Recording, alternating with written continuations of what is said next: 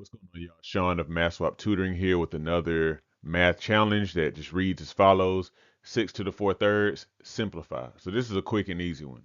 But it's very important because a knowledge of exponents comes in handy for, especially for SAT stuff like that.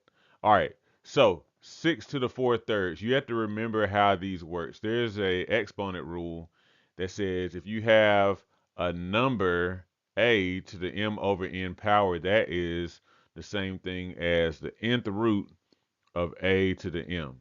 So that means 6 to the 4 thirds is equal to the third root of 6 to the fourth power. But this is not simplified. So let's write it this way. So contrary to what you might think, I'm not going to expand 6 to the fourth. I don't need to. We can write this as a third root, the cube root rather, of 6, or however you want to say it. 6 times 6 times 6 times 6, right? And remember, because we're taking the third root, that means that we pull out, um, for every 3 of a number, we pull one to the outside. So that means this is 6 times the cube root of 6. Now we're done because even though 6 has factors 3 and 2, none of those, there aren't 3 of any particular factor. So this is the simplified version. Let me know if you got this. Make sure you like, make sure you subscribe, and have a good one.